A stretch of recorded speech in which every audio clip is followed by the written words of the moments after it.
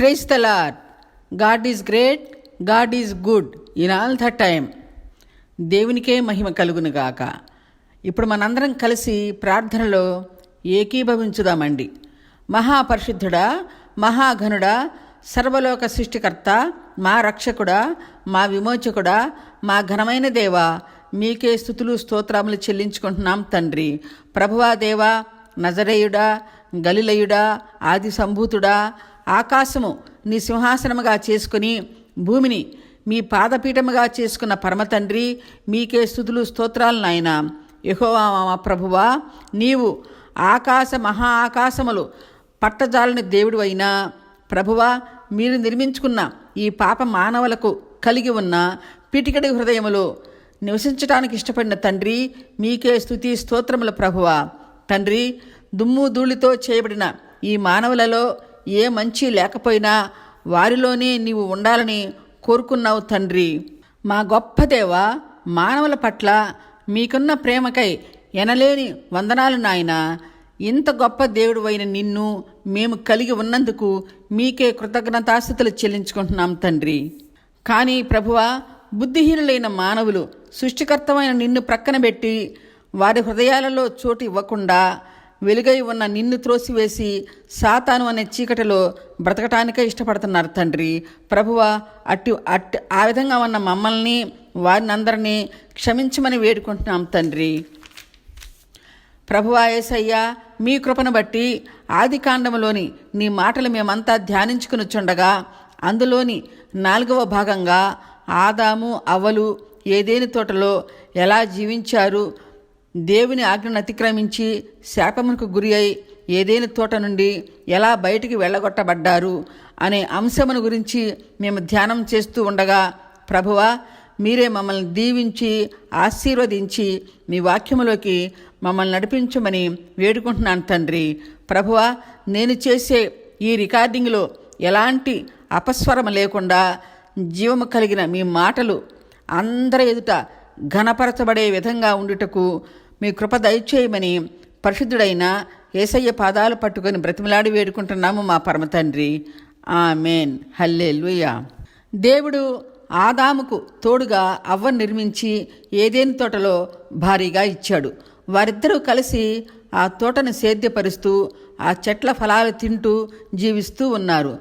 ప్రతిరోజు సాయంత్రం దేవుడు పరమ నుండి వచ్చి ఆ చల్లని సాయంకాలంలో దేవుడు ఆదాము అవ్వలతో కలిసి తోటలో విహరించి వారితో సంభాషించి వెళ్ళడం జరుగుతూ ఉండేది. ఆ విధంగా జరిగిపోతున్న కాలంలో ఒక దినమున అవ్వ ఆదామును వదిలి ఒక్కతే తోటలో తిరుగుతూ ఉంది. దేవుని విరోధి దుష్టుడైన సాతాను దేవుడు తాను స్వయంగా నిర్మించుకున్న తన బిడ్డలైన ఆదాము అవ్వలను దేవునికి దూరం చేసి తన వైపు త్రిప్పుకొని తానుండే పాతాళమునకు చేర్చుకోవాలని పన్నాగము కలిగి ఉన్నాడు. కనుక వెంటనే ఆ ఏదేని తోట చేరాడు. దుష్టుడైన సాతాను ఎవరిని మృంగుదునా అని దేశమంతా తిరుగులాడుచు దేవుని పిల్లలైన ఆదాము అవ్వలు నివసించే ఏదేని తోటను చూసి అక్కడికి చేరాడు. ఆ తోటలో ఉన్న యుక్తిగల సర్పముతో మాట్లాడి ఈ ఆదాము అవ్వలను దేవునికి దూరం చేసి మనమే దేవుళ్ళుగా పూజించబడదాము అనే ఆశలు గల మాటలు ఆ తోటలో ఉన్న సర్పమునకు చెప్పి ఈ సాతాను సర్పమును ఆవహించి మాట్లాడటం మొదలుపెట్టి ఆదాము అవ్వల రాక కొరకు సమయం కొరకు కాచుకొని ఉన్నాడు. దుష్టుడైన సాతాను నిరీక్షిస్తున్న విధంగానే ఒక సమయంలో అవ్వ ఆదాముని విడిచి తోటలో ఒంటరిగా తిరుగుచూ ఉన్నప్పుడు సర్పము మానవ స్వరముతో మాట్లాడటం మొదలుపెట్టింది. అప్పుడు అవ్వ మానవ స్వరముతో మాట్లాడుచున్నది ఎవరు, వీడు ఎవరో నాకు తెలీదు, వారితో నాకెందుకు అని వెంటనే ఆదాము దగ్గరకు వెళ్లకుండా మానవ స్వరముతో మాట్లాడే ఆ సర్పముతో వారు ఎవరో తెలియకపోయినా ముచ్చటగా సంభాషించడం మొదలుపెట్టింది. వారు ఎవరో మనకు తెలియనప్పుడు పలకరించి వెంటనే వెళ్ళిపోవాలి, కానీ తెలియని వారితో సంభాషించటం ఏమంత మంచిది కాదు అని ఇక్కడ మనం గుర్తించవలసిన వారమై ఉన్నామండి. ఆదాము భార్య, ఈ తోటలో నేను నా భర్త తప్పితే ఇంకా ఎవరూ లేరు కదా, మరి ఈ మానవ స్వరముతో మాట్లాడేది ఎవరు అని ఆలోచించలేదు. అక్కడి నుండి వెంటనే ఆదాము చెంతకు వెళ్ళలేదండి. పురుషునికి స్త్రీ సాటి అయిన సహాయంగా ఎప్పుడు దగ్గరగా ఉండాల్సిన ఈ స్త్రీ చక్కగా ఆదామును వదిలి ఒంటరిగా తోటంతా తిరుగుతూ చిక్కుల్లో పడింది. ఆ దుష్టుడైన సాతాను ముందుగా ఆదాముతో మాట్లాడకుండా అవతోనే ఎందుకు ముందు మాట్లాడాడు అని అనుకుంటే ఆ సాతానుడు ముందు ఆదాముతోనే మాట్లాడాడండి. కానీ ఆదాము సాతాను మాటలు వినలేదు. అప్పుడు ఈ సాతానుడు సర్పములు ఆవహించి అవతో మాట్లాడటానికి కాపు కాస్తూ ఉన్నాడు. సాతాను ఆదాముతో మాట్లాడటం అనే సంగతి ఆది కాండంలో వ్రాయబడి ఉండలేదు, కానీ పరిశుద్ధుడైన పౌలు గారు తెలియపరిచాడు. 1 తిమోతి 2వ అధ్యాయం 13-14 చూసినట్లయితే పరిశుద్ధుడైన పౌలు దేవుని ఆత్మ కలిగిన వాడు కనుక ఆనాడు జరిగిన సంఘటనను తెలియపరిచాడు. పౌలు గారు చెప్తూ, దేవుడు మొదట ఆదామును తర్వాత అవ్వను నిర్మించాడు కదా, సాతాను వల్ల ఆదాము మోసపరచబడలేదు, కానీ స్త్రీ మోసపరచబడి అపరాధములో పడింది అని పౌలు తన పత్రిక ద్వారా ఆ రోజు ఆది కాండంలో జరిగిన సంగతి తెలియపరిచాడండి. పౌలు గారు తెలియపరచకపోతే ఆ సంగతి మనకు తెలియదు. పౌలు అప్పటి సంఘటనను బట్టే ఆడవారు సంఘములో మౌనముగా ఉండటం మంచిది అని చెప్పాడు. సహజంగా ఈ లోకరీత్యా ఆడవాళ్ళకి చొరవ ఎక్కువ, మగవాళ్లకు చొరవ తక్కువ. కనుక ఆదాము సాతాను తనతో మాట్లాడటానికి కూడా అసలు అవకాశం ఇవ్వలేదండి. అవ్వ మాత్రం ఇచ్చి దగ్గర కూర్చుని మాట్లాడింది. జరిగిన ఈ సంఘటనను బట్టి పౌలు గారు ఆడవారికి తొందరపాటు ఎక్కువని, స్త్రీలు మౌనంగా ఉండటం మంచిది అని చెప్పడం జరిగింది. స్త్రీలు బలహీనులు, ఆకర్షితులు కనుక సాతానుతో మాట్లాడటం మొదలుపెట్టింది. ఆ సర్పము అవ్వను మాటల్లో దింపి, ఓ స్త్రీ, ఇది నిజమా? ఈ తోటలోని చెట్లన్నింటిలో దేని ఫలములైనను తినకూడదని దేవుడు మీతో చెప్పాడా అని యుక్తి కలిగిన సాతాను సర్పము అడగటమే యుక్తిగా అడిగాడు. అందుకు ఆ స్త్రీ మాట్లాడుతూ, ఈ తోట చెట్లు ఫలములు మేము తినవచ్చు, కానీ ఆ తోట మధ్యలో ఉన్న చెట్లు ఫలములు మీరు చావకుడినట్లుగా వాటిని తినకూడదు, ముట్టకూడదు అని దేవుడు చెప్పాడు అని స్త్రీ సర్పముతో అంది. ఇంకా అప్పటికి ఆ స్త్రీకి పేరు పెట్టలేదు, అందుకని స్త్రీ అని పిలువబడింది. అయితే మనం గమనించినట్లయితే దేవుడు ఆదాముతో, ఆదామా, తోట మధ్యలోని చెట్ల ఫలములు తప్ప అన్నీ నువ్వు తినవచ్చు, కానీ తోట మధ్యలో ఉన్న ఫలములు మాత్రం తిన్న రోజున నువ్వు ఖచ్చితంగా చస్తావు అని చెప్పాడు, కానీ వాటిని ముట్టకూడదు అని చెప్పలేదండి. దేవుడు స్త్రీని ఆదాముకు ఏదేని తోటలో భారీగా ఇచ్చిన తరువాత ఆదాము దేవుడు చెప్పిన మాటలన్నీ తన భార్యకు ఖచ్చితంగా చెప్పి ఉంటాడు. అయితే స్త్రీలు వినిన దానికి ఇంకొక మాట కలిపి చెప్పటం అనేది ప్రతి స్త్రీకి ఒక అలవాటు ఉంది కనుక అలాంటి అలవాటు చొప్పున వాటిని మేము తినకూడదని, ముట్టకూడదని దేవుడు మాకు చెప్పాడని ఇంకొక మాట కలిపి చెప్పింది. అందుకు ఆ సర్ప సాతానుడు, ముట్టుకున్నా తిన్నా మీకు ఏమీ కాదు, మీరు అవి తిన్న రోజున మీ కన్నులు తెరవబడతాయి, మీరు మంచి చెడ్డలను ఎరిగిన వారై దేవతల వలె మీరు ఉంటారని దేవునికి తెలుసు అని సర్పము చెప్పి అని సర్పము స్త్రీకి చెప్పినప్పుడు ఈ స్త్రీకి ఆ ఫలముల మీద ఆశ కలిగింది. సామెతల గ్రంథం 18వ అధ్యాయం 8లో ఉన్న విధంగా, కొండగాని మాటలు రుచిగల భోజ్యములు కనుక అవి కడుపులోనికి దిగిపోవును అన్న విధంగా అవ్వకు రోజూ చూసే ఆ ఫలములు సాతాను మాటలతో ఆ రోజు ఎంతో ఆకర్షణీయంగా, కొత్తగా, అందంగా ఆమె కళ్ళకు కనిపించాయండి. సాతానుడు కూడా అసలు నువ్వు ఆ చెట్టును ముట్టుకో, నువ్వు చావనే చావవు అని కూడా రెచ్చగొట్టి ఆమె చెట్టును ముట్టుకునేటట్లు చేశాడు.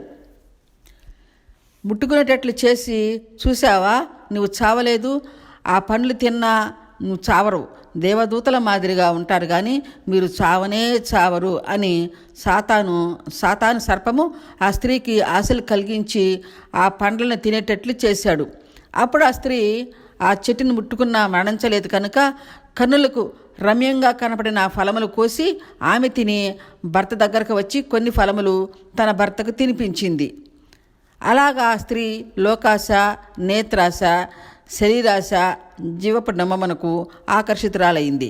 ఆమెను బట్టి ఆదాము కూడా దేవుని ఆజ్ఞను అతిక్రమించాడు. ఆజ్ఞను అతిక్రమించటమే పాపము కనుక పాపమునకు వచ్చే జీతము మరణము అయ్యింది. అవ్వ తినకూడని పండ్లు తాను తిని తన భర్త అయిన ఆదాముకు కూడా తినమని ఇచ్చింది. అయితే ఆదాము దేవుడు ఆ చెట్లు ఫలాలను తినవద్దు అని నాకు చెప్పాడు కనుక నేను వాటిని తినను అని ఆమెను నివారించకుండా ఏమీ అనకుండా భార్య ఇచ్చింది కదా అని ఆమె ఇచ్చిన ఫలాలను తిన్నాడు. వారిద్దరూ దేవుని ఆజ్ఞను అతిక్రమించి ఎప్పుడైతే వారు ఆ ఫలాలను భుజించారో వెంటనే వారికి ఆత్మీయ నేత్రాలు తొలగిపోయి ఈలోక నేత్రాలు తెరవబడి మేము దిగంబరులుగా ఉన్నాము అని గుర్తించారు.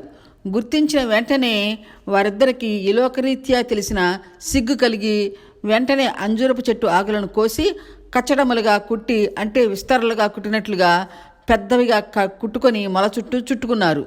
అంతలో దేవుడు రోజు మాదిరిగా సాయంకాలం పూట చల్లని వేళ ఆదాము ఆయన భార్యతో కలిసి, ఆ రోజు కూడా సాయంకాలం వేళ వారితో కలిసి ఆ తోటలో తిరగటానికి, తిరుగుతూ వారితో సంభాషించుకుంటానికి రోజులాగా ఆ రోజు కూడా దేవుడు పరమ నుండి దిగివచ్చి ఆదామా ఆదామా అని పిలుచుకుంటూ దేవుడు తోటలోనికి వచ్చాడు. అయితే ఆదాము అవలు వారు దిగంబరులుగా ఉన్నారు కనుక దేవుడు రాకముందే ఆ తోటలో ఉన్న అంజూరపు చెట్టు ఆకులతో ఆదాము ఇస్తర్లు లాంటి పెద్ద కచ్చడములు కుట్టి ఇద్దరు మొలక చుట్టుకొని ఉన్నారు. ఆదాము అవలు దేవుని పిలుపుకు భయపడి సిగ్గుతో చెట్టు చాటుకి వెళ్ళారు. మొదటిగా పాపము, మరణము, భయము, శాపము అనేది ఏదేని తోటలో మొదటి నరుడైన ఆదాము ద్వారా ఈ భూమిపై పాపము, మరణము, శాపము, భయము దాగి ఉండటం అనేది ఈ భూమిపై చోటు చేసుకున్నాయండి. అయితే దేవుడు ఆదాము అవలను పిలుచుకుంటూ వస్తున్నాడు కదా. ఆదాము అవలు పాపం చేశారని త్రికాలజ్ఞుడైన సర్వజ్ఞాని అయిన ఆ పరమతండ్రికి తెలియదా అని అనుకుంటే ఆ సర్వాంతర్యామికి అన్నీ తెలుసండి.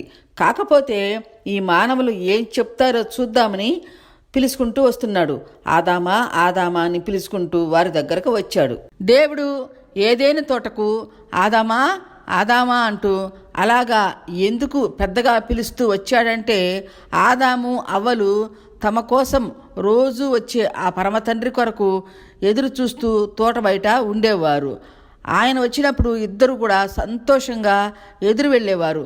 అలాంటి ఆదాము అవ్వలు ఆ రోజు దేవునికి ఎదురు రాకపోయినందుకు, తోటలో వారు కనబడకపోయినందుకు అలాగా పెద్దగా పిలుస్తూ ఆదామా ఆదామా అంటూ ఏదేని తోటలోకి వచ్చాడు.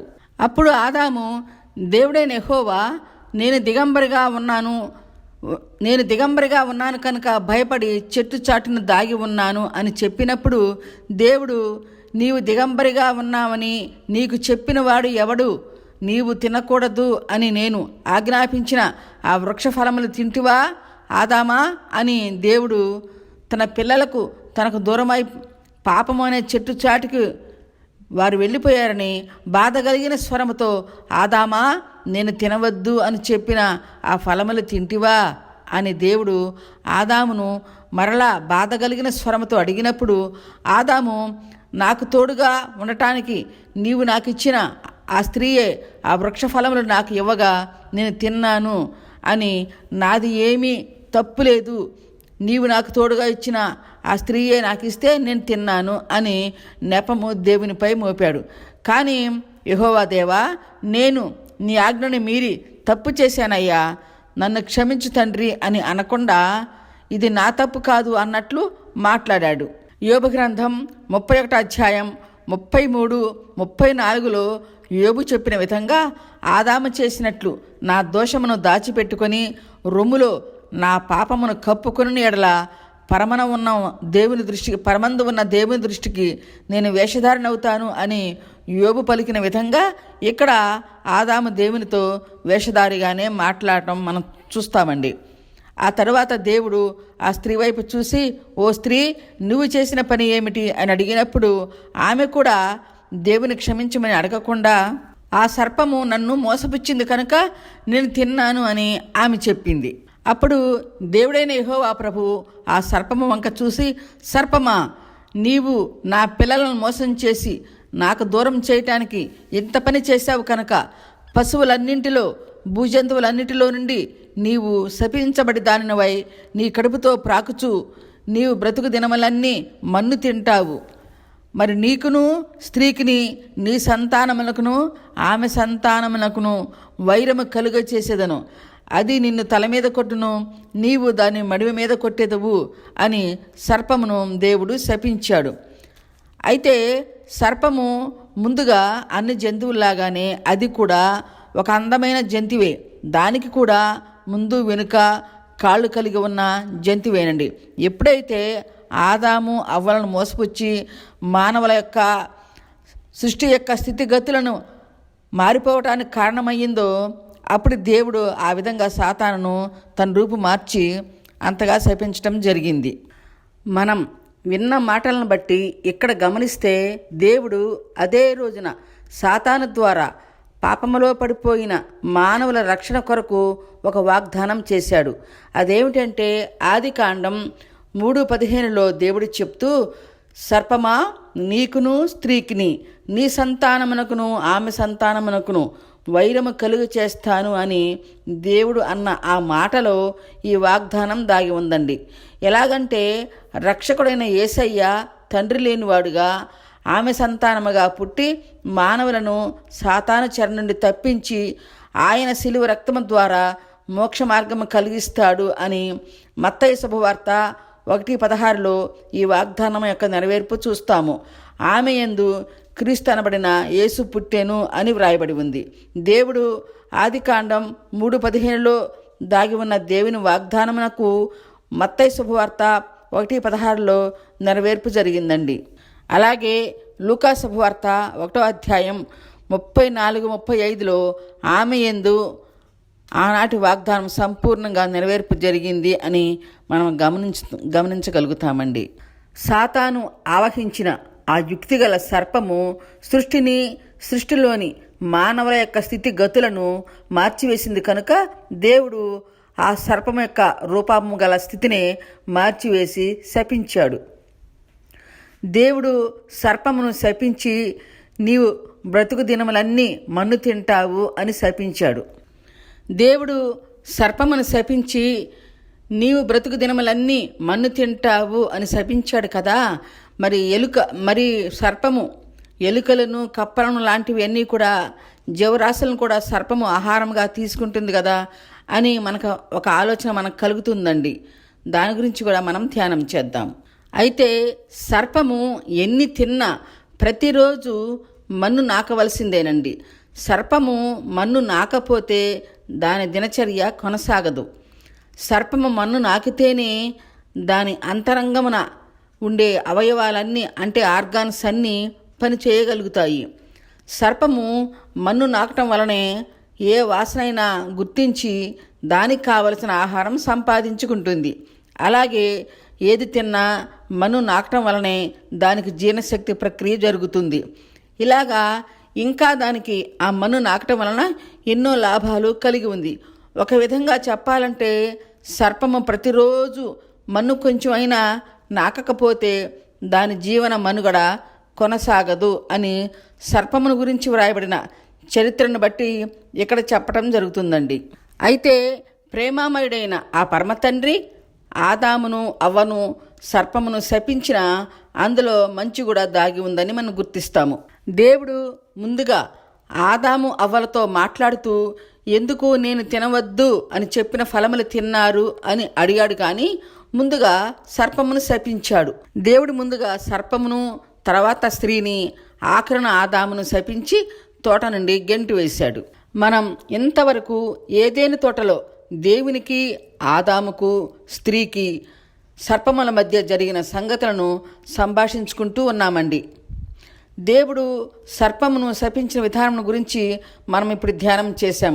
మరలా తర్వాత భాగంగా దేవుడు ఆదాము అవ్వలను శపించిన దానిని గురించి వారిని తోటలోని సమస్త జీవరాశులన్నింటినీ ఆ తోట నుండి దేవుడు బయటకు గెంటివేయటం గురించి ధ్యానం చేద్దామండి. ఈ ప్రసంగంలో వచ్చిన రెఫరెన్స్లన్నీ నోట్ చేసుకొని చదువుకోవాలని వేడుకుంటున్నాను. ఈ దైవవాక్కులను విన్నవారిని ఆ పరమతండ్రి సదాకాలము వారికి తోడు నీడై ఉండి దీవించాలని వేడుకుంటున్నాను. హల్లెలూయా, ఆమెన్. అందరికీ నా వందనాలు సమర్పించుకుంటున్నాను. హల్లెలూయా.